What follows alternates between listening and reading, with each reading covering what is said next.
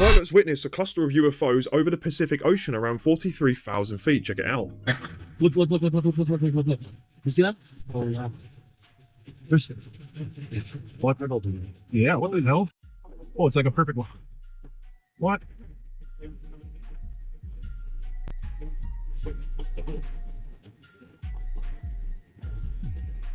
The pilot's witness statement goes like this. So I'm a pilot, and this is not the first occurrence of these lights in the sky that I've witnessed flying along the west coast. This video I captured, however, is the best footage I've got so far. The video is from the 20th of November, which is this month, flying over Oakland at around 43,000 foot, looking west over the Pacific Ocean. The lights appeared much higher than our altitude. Could be military, but Oakland Center said there was no active event in that direction that they know of, right? So again, the 20th of November, and this is around 8:28 p.m, location 100 miles off the west of Oakland, California. Amount of pilots that are coming forward this year and all kind of reporting their own sort of experiences, and activity has only increased since the start of the year as well, and with more pilots coming forward, and we've had probably about 4 collisions with strange metallic objects on planes this year alone, let alone last year as well. What do you guys think? With so many UFO sightings, it's beginning to be kind of scary once you think about it. Strange. There's this orb that has all these weird writings on it. It's made out of some alloy of aluminum that's 3 times stronger than military grade aluminum. Boogosphere. And they apparently have carbon dated to 12,560 years old. Holy. Look at that thing. Look at the drawings on it. Looks like a microchip. Language, yeah. And the center of it looks exactly like a microchip. What is that? What is that? Who's making something that's a beautiful sphere like that? That's 3 times harder than modern aluminum. And 12,000 years ago with no tools, no nothing. Just, yeah. I don't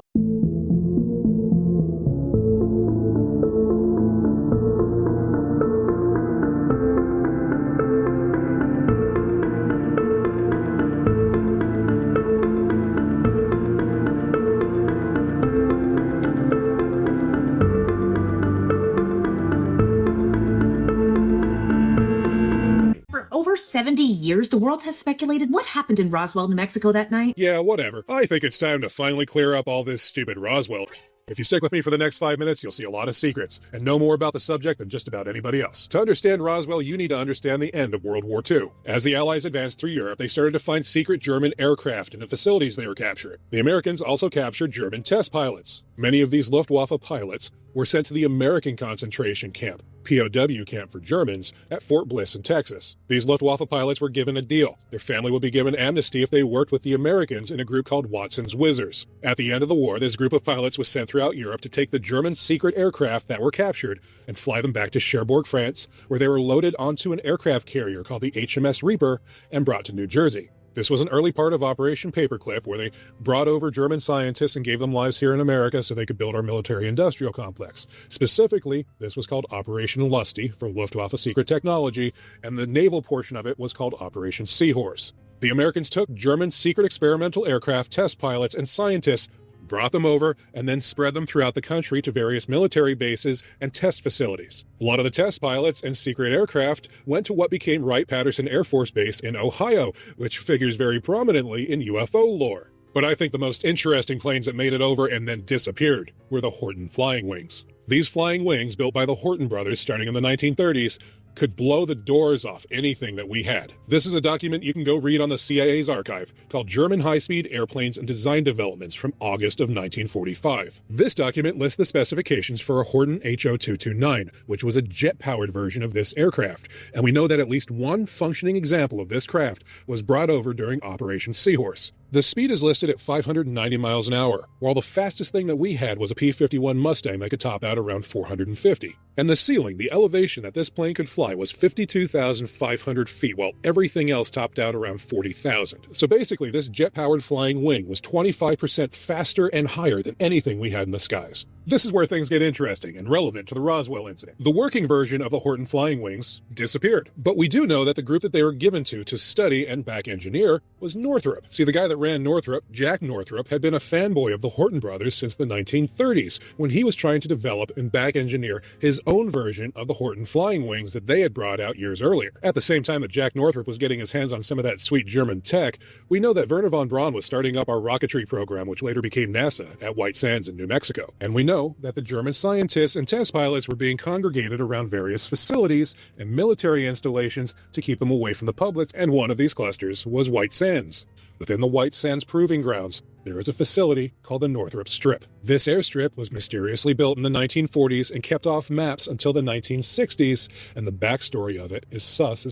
In this interesting article from the Holloman Air Force Base official website, it states that the Northrop Strip was used by Northrop Aviation in the 1940s to test military target drones. And in 1976, NASA selected the Strip as the site for its shuttle pilot training. The craziest anomaly here is that this unknown Army airfield had some of, if not the longest runways in the world. This website by an aviation historian states that the Northrop Strip wasn't even being shown on aviation sectional charts in 1961, that the earliest time it shows up is the June 1965 Roswell sectional chart, and that the airfield is noted as having a 32,000-foot-long unpaved runway. That is a 6-mile-long runway. As a point of reference, the SR-71 Blackbird spy plane that held all the altitude and speed records flew out of Beale Air Force Base off a 2.2-mile-long runway. People that are familiar with the infamous Area 51, it's often touted as having the world's longest runway, and that runway is also 6 miles long. So I'll ask you, what the hell were they flying in the 1940s that required a 6-mile-long airstrip? Oh, and it doesn't have just one airstrip, it has two. One goes north-south and the other goes east-west. Most plane crashes occur during the takeoff or landing stages of a flight, and when you see where the east-west runway from this airfield is pointed, it'll all click. As we pull out on the map of the Northrop Strip, we see that 100 miles away in a direct straight line is the location of the Roswell crash. It would make sense to me that if you were testing an experimental aircraft that went around 600 miles an hour and you took off from that airstrip and something went wrong in 10 to 15 minutes, you would crash in that general location. So let's take a look at what we know. We know that Northrop was back engineering the Horton designs. We know that he had an airstrip, a secret airstrip, that was pointed directly at Roswell and was only a hop, skip, and a jump away.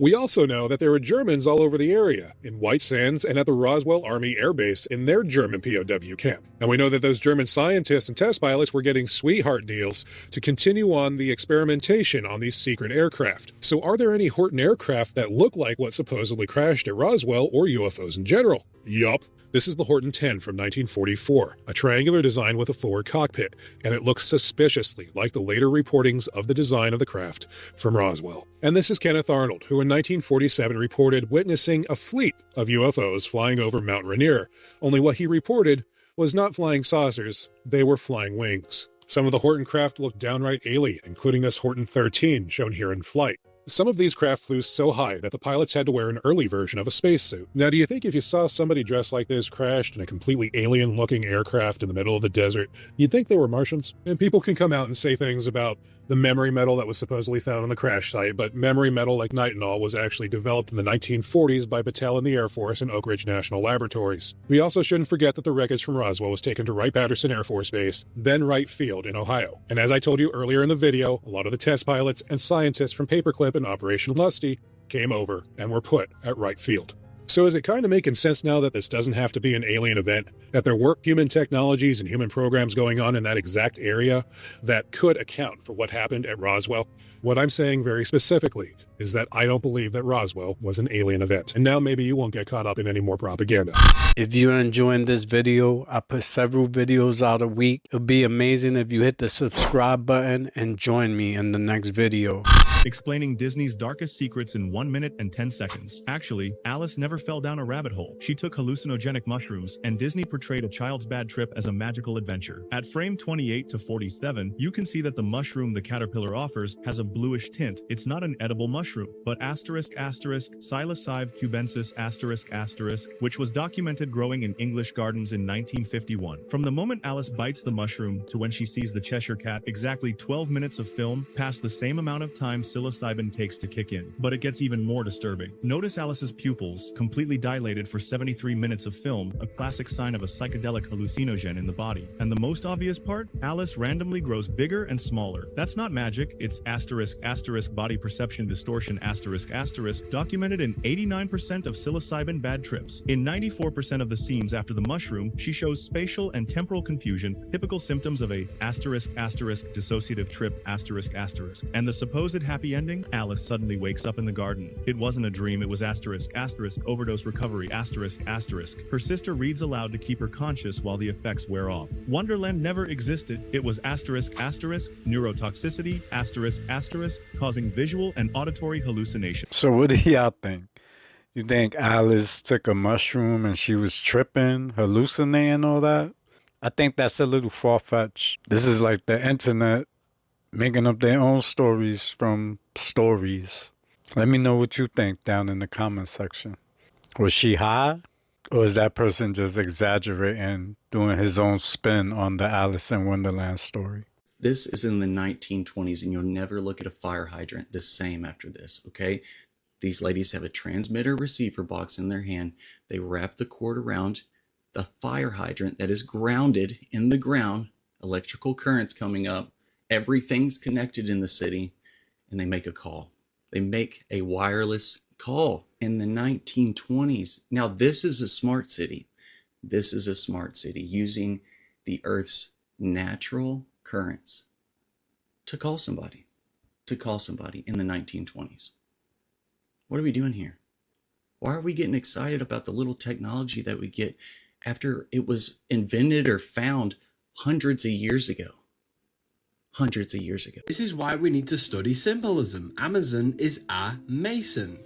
And what's even crazier, if you go to the image of Jeff Bezos creating Amazon, you see on his desk Amazon.com, but what's even more interesting, you have the number 33, like the 33 degrees of Scottish Rite Freemasonry. 33 is the number of death and rebirth, hence why it's in the triangle. The upright triangle is fire. Fire burns things down into its raw form. Then it can be transformed. So this is what the number 33 truly represents in the occult. It represents transforming yourself by destroying your old self to then to be spiritually reborn. It's all hidden in plain sight. I keep telling y'all, stop eating these processed foods. It's gonna mess around and send you to your maker. So apparently the truth about Campbell's soup is out. And allegedly they've been selling chicken that ain't chicken. You heard what I just said? The chicken that they're putting in the soup, allegedly that chicken is not chicken. Matter of fact, look at this shit. Listen to this shit. Poor people. Who buys our shit? You heard that? I don't buy Listen. barely anymore. So healthy. Now that I know what the it is. Even in a can of soup, I look at it, look at meat. Bioengineered meat. You hear that?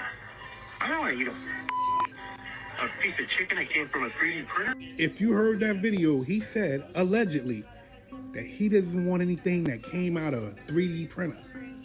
Allegedly, he said the chicken is bioengineered meat.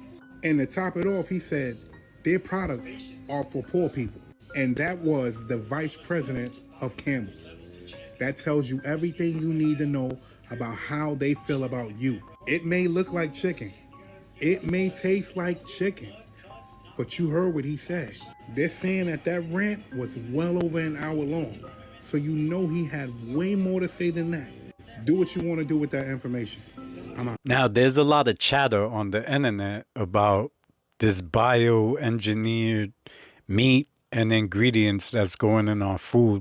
If you look at other food products and the ingredients, there's ingredients in there that say bioengineered. For example, ice cream, pancake mix, etc. Different types of food. So it's not just Campbell's and meat. So be aware of this and start checking the ingredients on the products you buy from the supermarket or other places, because they're switching ingredients around without letting the people know. Once the people catch on, they'll go from bioengineered to another word to throw us off. Please do be aware of that when you go shopping.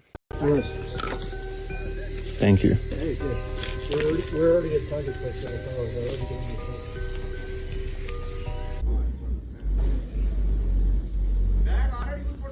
Don't look at me crazy. I like it. I think it's cool.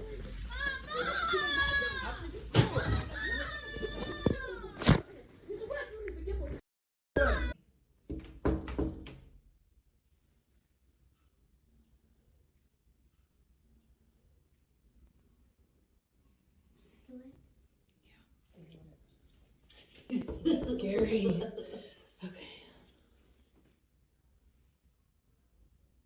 Okay, every time we've knocked before, this doorknob would turn a little bit.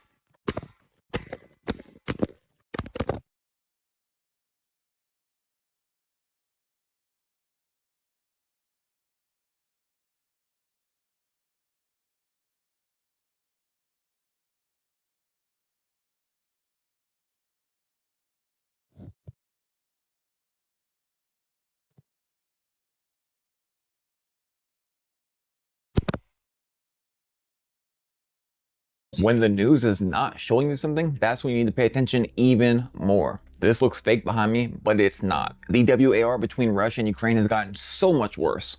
This right here is in Russia near the Black Sea. And there's a whole bunch of videos coming out. And we're not even talking about the fact we have all this stuff ready right outside Venezuela, and they're talking about a land entry, a land invasion in the next few days possibly. And look, don't forget, we possibly had Russia around our coast, the United States, here. Maybe it makes sense why Germany just restarted the draft. Okay, now drafts, and then we'll get to Russia. Germany has just reinstated the automatic draft for all males, even females 18 years or above, to go ahead and get their physicals. Remember at the beginning of the video I mentioned some weird signal over Europe? This is the same place, air defense in Russia. I don't even feel like I need to even say what kind of building this is. Like, the videos coming out over the last few weeks have just been so freaking heavy. Like, there's a lot of stuff. Of course, it's always the innocent people who suffer, right? And like, are y'all aware there's been like 100 volcanoes that went off in the last week and a half? This was one that just woke up in Ethiopia, and all of them were running out towards it because they didn't even think it was possible. But again, the volcanoes have been going off everywhere. Remember the mention of last days in Acts 2:19? Signs in the heavens above and on the earth, fire, blood, vapor, smoke. It's getting revelatic.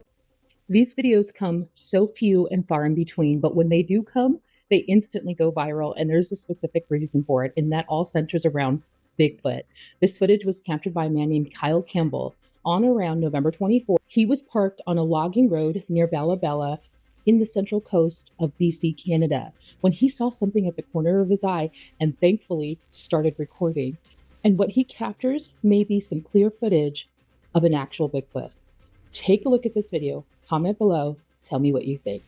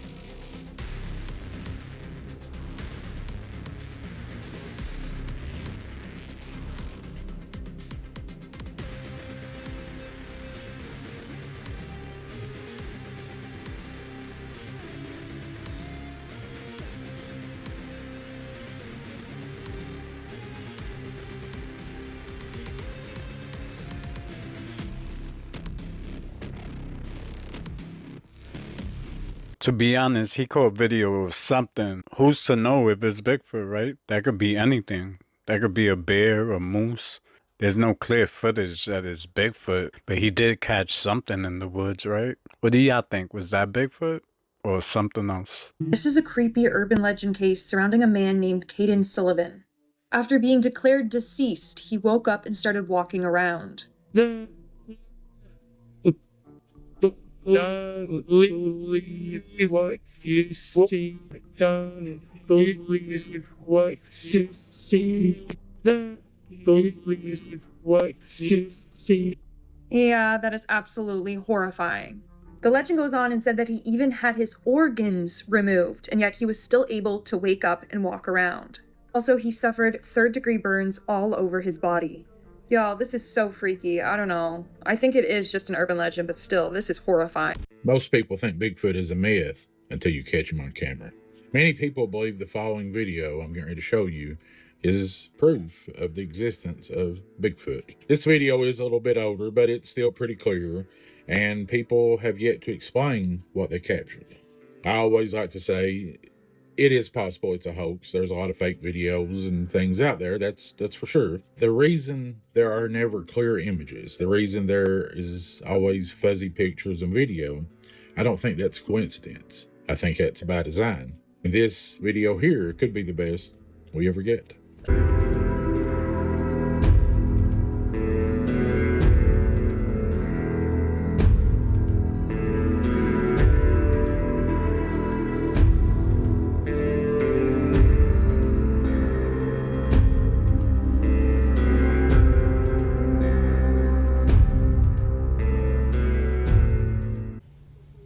So y'all don't see what's going on.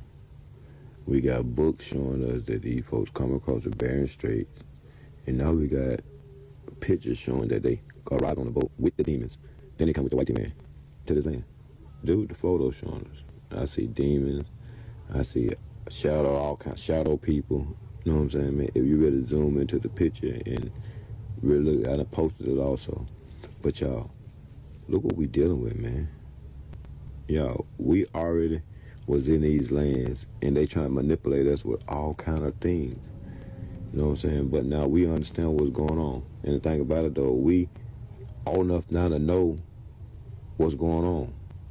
You got to understand the message. You got to understand what we dealing with, y'all. We dealing with identity theft, as they promote on the TVs. But see, like, we don't want to stand on these 10 toes and these 2 feet and stand up. You know what I'm saying? Yeah, we might lose some friends, we might lose some things, we might, you know, we might get blackballed or whatever, but whatever. Let us be us. But y'all, we got to know who we are as a people. For one thing, the Most High said we're going to perish for lack of knowledge.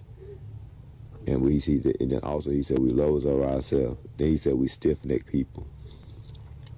I backed up on the map, the thing to show y'all that map. I'm gonna go live in 1 minute, and we're gonna talk about this map also. But y'all, with this picture here, we're gonna talk about this too. But it's so much, y'all. It's so much we got going on, and that we got to understand what we dealing with, y'all. Right now today, let's go. Understand the message, people.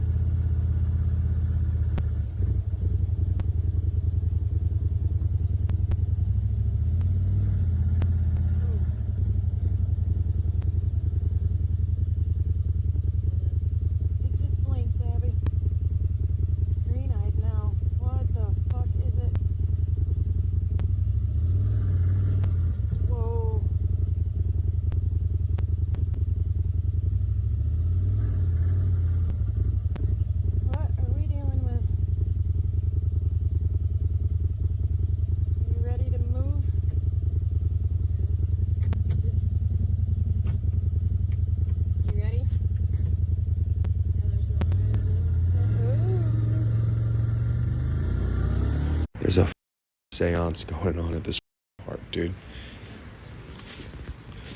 Yo, these are like lit too. What the Oh, hell no. Yo, they were like just here. I want to go home. I forgot my pole. Bro. There's like an actual like meat. You know what this is? This should kind of creepy. What the f, dude? Yo. Wait, it spells something. Bubble. Oh, wait, isn't it Bezabel or something like that? This is kind of crazy. Yo, and it's like they're like still lit too. Yo, I don't want to be here anymore, dude. I'm not gonna lie.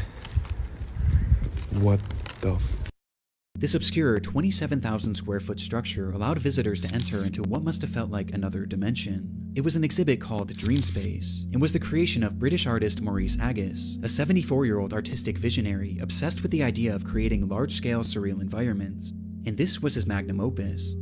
The structure was inflatable, akin to a massive bounce house, and once inside, guests were confronted with a labyrinth of brightly colored walls and cells, twisting and turning into some sort of surreal maze that patrons were told to lose themselves in. This piece of art premiered back in 2004, and due to its inflatability, it was actually built to travel, making stops in major cities in the UK, before it was eventually set up at Riverside Park in Durham on the 22nd of June, 2006.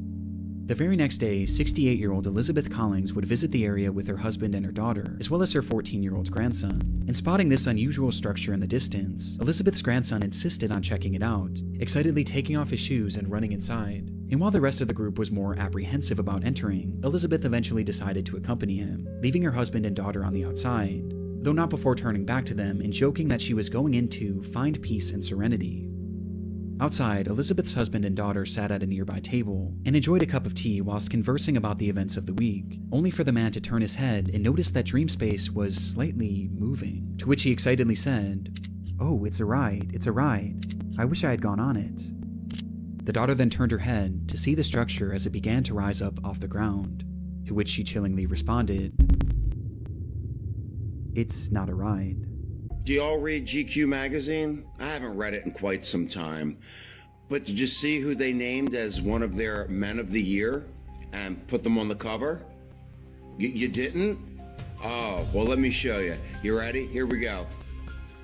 Oh, Cynthia Erivo is named one of GQ's men of the year. Yeah, read down at the bottom. Cynthia Erivo, an exclusive honor named man of the year. Mm-hmm.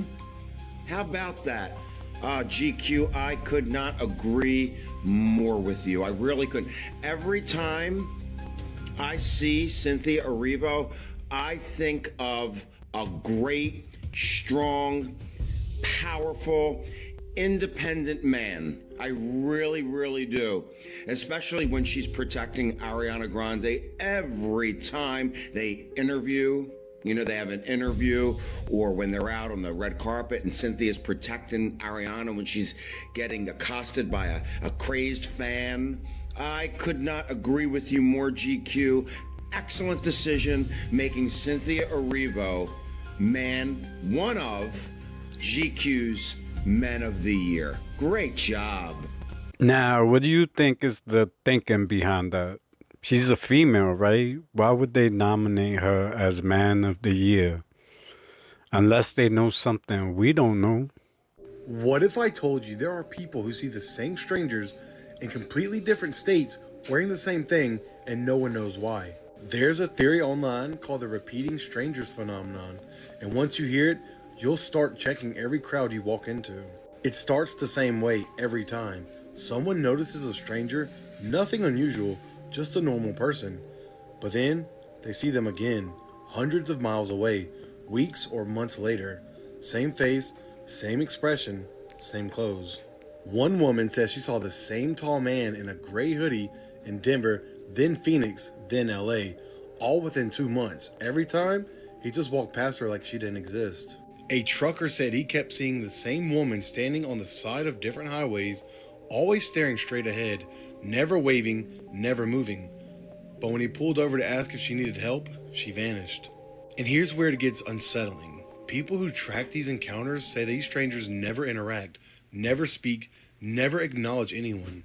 It's like they're copy-pasted NPCs that show up across multiple locations for reasons we're not supposed to understand. Some believe they're part of a global surveillance program, others think they're glitches in the simulation, but the scariest theory, they're not strangers at all, they're observers, and they're checking something about us. So if you keep seeing the same face in different places, don't ignore it. Stay weird. Has this ever happened to you? I can't recall this happening to me, but when I'm out and about, I'm moving. I'm not really looking at people. Did a man lay an egg? Or more accurately, 2 eggs? Yeah, did some guy just lay 2 eggs? Well, according to actress Kate Beckinsale, damn, she was hot. Her daughter's boyfriend laid 2 eggs the other night. Yeah, she told the story of her daughter's boyfriend laying eggs on the Jimmy Kimmel show the other night. And it wasn't a joke. She says it happened. So Kate Beckinsale goes on the show and tells Jimmy Kimmel, hey, my daughter's boyfriend laid an egg. An actual egg came out of his body. Then she said his stomach started to bother him, so he went to the bathroom. And what do you think happened there? Huh? He laid another egg. That's 2 eggs in one night. Jimmy Kimmel was legitimately shocked hearing about the egg-laying dude. But I have a question. Is this something this guy does all the time? Laying eggs? Or was it a one-time thing? Actually, in this case, 2-time thing.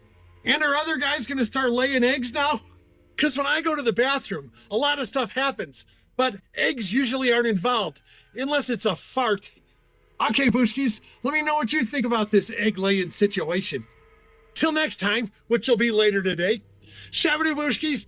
Shabadoo. Now, I hate to pose this question, but what do y'all think? Fact or fiction? I think it's ridiculous. Why would she say that if it's true? Was she being funny? Every cell in your body has eyes. Every cell in your body has eyes that not only see the light, but respond to it accordingly. And that's going on throughout your whole body. We know scientifically now is that about 1/3 of the calories or 1/3 of the energy that our body produces has to do with the food we eat. 2/3 comes directly from light. In the late 1800s and early 1900s, if you went to Switzerland, they would have people laying out naked on top of the highest mountains to get as much light as possible to heal all kinds of awful conditions, tuberculosis, all kinds of amazing conditions having to do with light. Every physiological function is light dependent, that we cannot live without light.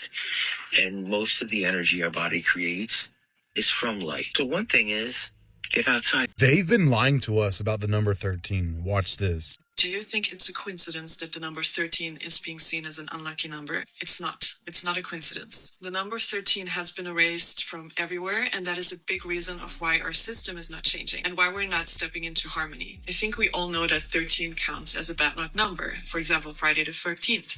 In some buildings, there is no 13th floor. In some planes, there is no row 13. Even hospitals sometimes avoid the room 13. We have 12 months, 12 hours, 12 zodiac signs, 12 disciples. That is very weird, because the moon rotates the earth 13 times a year, not 12 times. Women have 13 menstrual cycles a year, not 12. We have 12 zodiac signs, while there is a 13th constellation in the sky of Ophiuchus that was just cut up from the circle. We always talk about 12 apostles, but Mary Magdalene was the 13th. She was the feminine.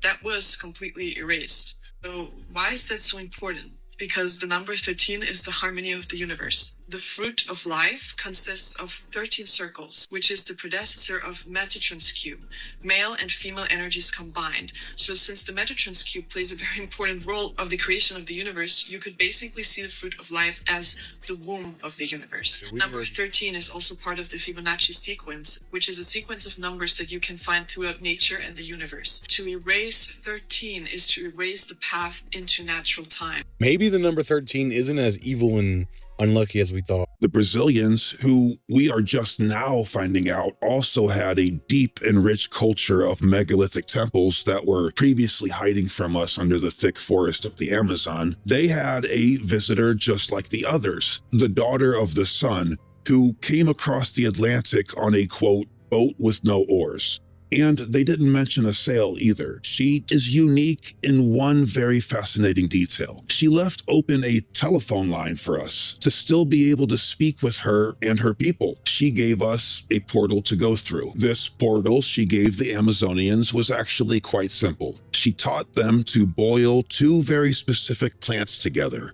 for an allotted time to create a brew, known to us today as, you guessed it, ayahuasca. Is it a coincidence that when we partake in this hallucinogen today, we encounter beings and visuals that closely match the cultures of ancient times? Perhaps that is exactly what we are encountering. Viracocha and the Daughter of the Sun are said to have been able to melt stone with incredible heat. The sites we find the most abundant amount of those smooth, interlocking stone walls with no chisel marks are the very sites that these particular Promethean figures are native to. This guy, Peter Layden, is a longtime tech expert and thought leader on the future, predicting technology of like the advancement and stuff. He believes within the years 2025 to 2050, at one point, we will have a global governance. Oh boy. Primarily ran by AI. Oh my gosh, Jesus, come back. He broke down the 80-year cycle and he laid it out, saying 2025 is actually the beginning of this new cycle of technology. And he thinks it's going to be a crazy development in AI, clean energy, and bioengineering. And he broke it down. And he's like, the old tradition of capitalism is not really working. Right. It's starting to be outweighed. Yeah. And there's a lot of people protesting, like the gap between poor and wealthy is separating even more and more. Right. So he said, I think with AI, with all this stuff, it's going to flip it. He's like, yeah, I do see a global governance system to where it's like more of a overarching one world governance system ran by AI. This just seems more realistic every single day. I know. Is the AI gonna try to... Yeah. The vice president of Campbell's just got caught saying they use bioengineered meat in their food. He literally said on a voice recording he would never eat their food because it's disgusting, it's made for poor people, and who would want to eat chicken made out of a 3D printer? A former employee recorded it all. Eric Erickson shares that recording and what the company is saying about it. We have shit for poor people. Who buys our shit? I don't buy products barely anymore. It's not healthy. Now that I know what the in it, even in a can of soup, I look at it, look at me, bioengineered meat. I don't want to eat a piece of chicken that came from a 3D printer. You? They couldn't think for the like you dumb. That might be some of the most insane stuff I've ever heard from a vice president of a company that big. Now, if he's the vice president, he knows what's in that damn can. And he said it's 3D printed, bioengineered meat. So Campbell's is pretty much cooked now, and they're getting a massive lawsuit.